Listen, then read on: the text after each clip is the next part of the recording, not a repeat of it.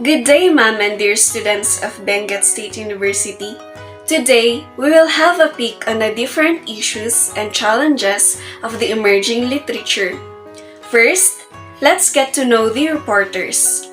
Hi, I am Daisilyn Cantada, and now, let us hear from Miss Karen and Miss Kay. Hi, I'm Karen Juan Bedina.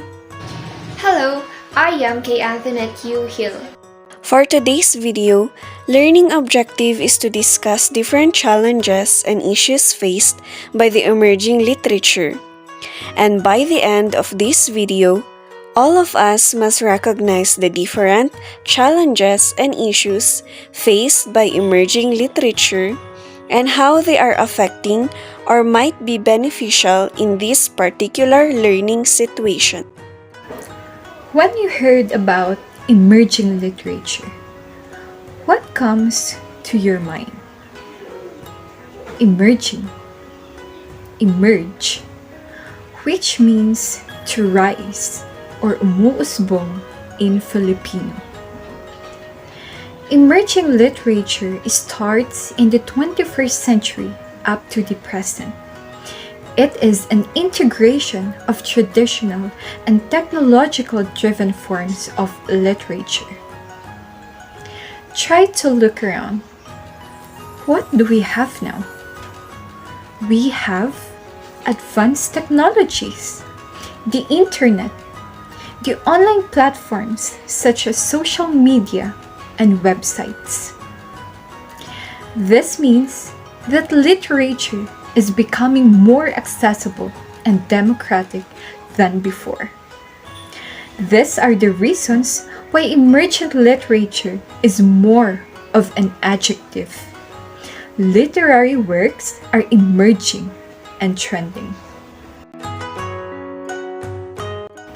Is the topic becoming more interesting? Although the previous reporters have already covered the substantiating facts, allow us to sum up the characteristics of emergent literature. First, it demonstrates independence. Second, it builds strong context knowledge. Third, it responds to the varying demands of the audience's purpose and discipline. Fourth, it comprehends as well as criticizes. Fifth, it values evidence. And lastly, it uses technology and digital media strategically and capably. Keep abreast with these characteristics as it guides you to comprehend the challenges and issues faced by emergent literature.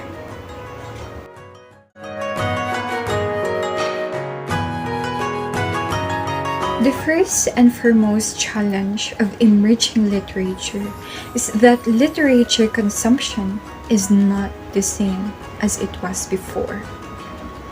Traditional forms of literature are slowly losing their names as advanced technology is used as means to form a new way of producing literature.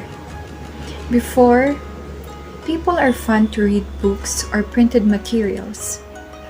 Now, we have hypertext poetry, mobile phone textula, blogs, manga, and many more. This is the main challenge of modern writers, realizing what emerging literature is turning into. Yet, writers are trying to address this challenge.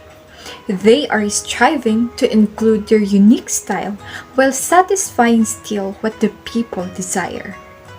Despite the challenge that literature changes with society, we can see that the authors are still trying to cope with flexible demands and reconcile them with the constantly evolving technology.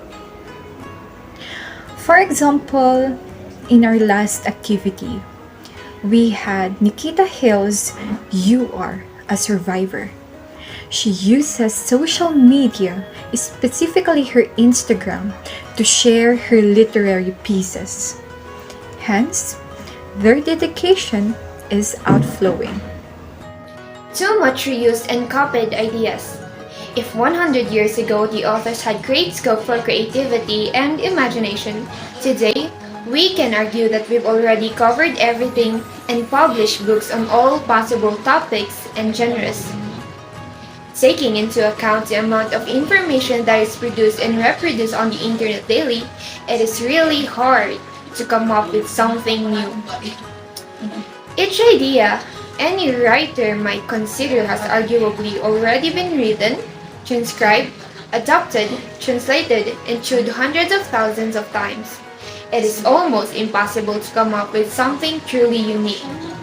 But there is a flip side to this. If you manage to create something new, then you are almost guaranteed instant success. Uniqueness in modern literature is quite rare in the 21st century.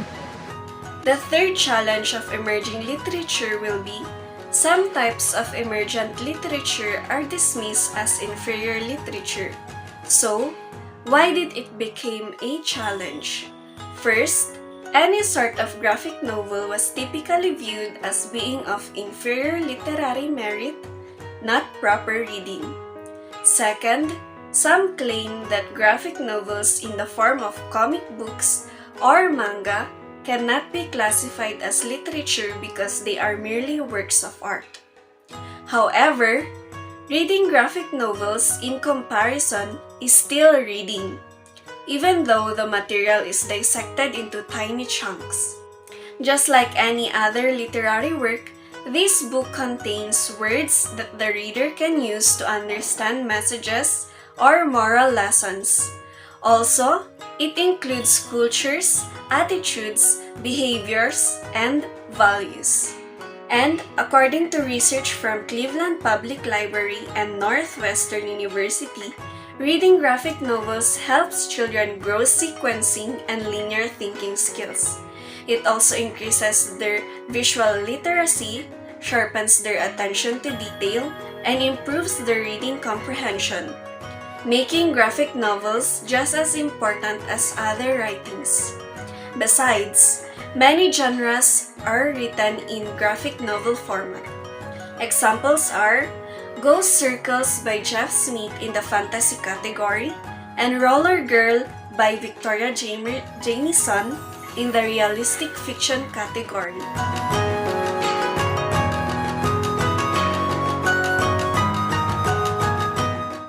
Aesthetic movement.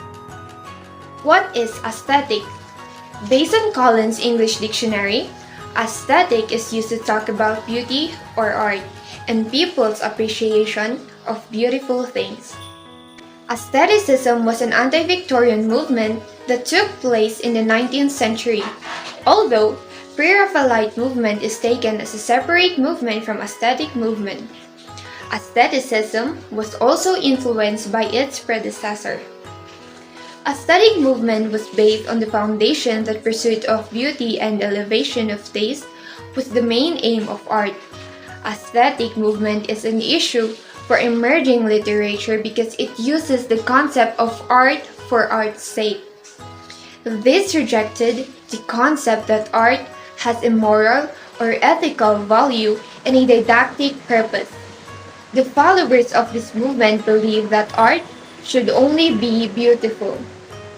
Aestheticism challenged the values of mainstream Victorian culture, as many Victorians believed that literature and art fulfilled important ethical roles. Writing in The Guardian, Fiona McCarthy states, the aesthetic movement stood in stark and sometimes shocking contrast to the crass materialism of Britain in the 19th century. Aesthetic writers gave free rein to their imagination and fantasy. Their main purpose of their literary works was the pursuit of beauty. It dismissed the notion that art should have a moral or social purpose. Since the followers of the movement didn't believe in the didactic purpose of literature, they did not accept the views of John Ruskin, George MacDonald, and Matthew Arnold, who believed that literature should convey moral messages. Freedom from social and moral functions the pursuit of beauty, and the emphasis of the individual self in the judgment of taste can be termed as hallmarks of this movement. The literary works of this movement are characterized by the immense use of symbols, sensuality, suggestion rather than statement, and synesthesia effects. Oscar Wilde's novel The Picture of Dorian Gray is one of the most well-known examples of aestheticism in the 19th century literature. Here are some other writers that belong to aesthetic movements. Most of these writers follow the concept of art for art's sake, not only through their work, but through their personal lives as well. They live extravagant lives and were devoted to the cult of beauty and art. They believe that life should copy art. From the first, aestheticism had critics suspicious of the lifestyle of its artists and the immorality of its imagery. By the 1890s, a new and dangerous French inflection had started to influence the British aesthetic. Criticism intensified following the brief career of the English illustrator and author Aubrey Beardsley with his drawings in black ink, which emphasized the grotesque, the decadent, and the erotic. The aesthetic project finally ended following the scandal of the trial, conviction, and imprisonment of Oscar Wilde for homosexuality in 1895, following its outlaw that same year. The fall of Wilde effectively discredited the aesthetic movement with the general public, though many of its ideas and styles remain popular into the 20th century. The second issue of the emerging literature is feminism in literature. But first, let us define feminism. Feminism is defined in Merriam-Webster as the belief and advocacy of the political, economic, and social equality of the sexes expressed especially through organized activity on behalf of women's rights and interests. Accordingly, why did feminism become an issue? First, chick literature has been used to offend novels about contemporary life that happen to be written by women. Secondly, it was pointed out that feminism affects literature. In New York Times, the judges of the UK Orange Prize for Women Novelists distrust over the grim and brutal content offered this year in the submitted manuscripts. Moreover, feminist literary theory asks the writers to consider the relationships between men and women and their relative roles in society, for the reason that their roles are often seen as unequal, and this reflects a particular patriarchal ideology. Consequently, it invites the readers to consider writings by women, both new and forgotten, so that they are familiar with literature from a feminist perspective. To further discuss, feminist criticism attempts to correct the imbalance by analyzing and combating such attitudes by questioning. And from a feminist point, it is assumed that the experiences, values, and ideas of men and women differ. Therefore, the way men and women write and read texts differ. And there are other goals of feminist critics, which include the analysis of how sexual identity influences the reader of a text and discussing the examination of how the images of men and women in imaginative literature reflect or reject the social forces that have historically kept the sexes from achieving total equality. Some examples are The Women Could Fly by Megan Giddings and Stone Blind by Natalie Haynes. The usage of vernacular and colloquial words in literary pieces is also included in the issues of emerging literature. But before we go into it, let's unlock first the vocabulary words. What is vernacular?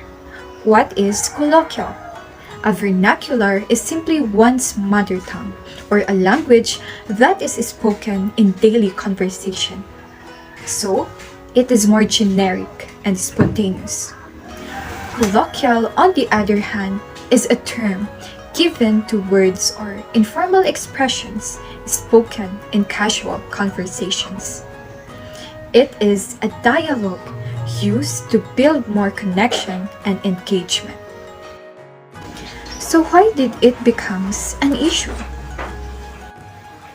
In literature, using vernacular words confuses your readers if the language is unrecognizable. For example, in John Crane's Paper Towns, in the dialogue, Quentin, the first-person narrator, and Margot are about to walk into the SunTrust building late at night, and Quentin is worried they'll be caught for breaking and entering. Surely, the SunTrust building has, like, a security guard or whatever, Quentin said. In the dialogue, the vernacular words like and whatever isn't necessary to grasp the discussion. However, Green added them to make Quentin's character more genuine and to assist the reader as well as to know his young age. How about colloquialism? Let's evaluate how it is used. Her girlfriend dumped him. Considering the colloquial way, dump means the boy's romantic partner ended the relationship. Thus, we can infer that the denominator in this issue is a formality. Vernacular and colloquial words are seen as lapses from the standards of formal writing. Therefore, to ensure that the reader can understand what is being written, authors must utilize vernacular and colloquial words appropriately, and sometimes sparingly. Indeed, literature is influenced by both the history and the present. Thank you so much for listening.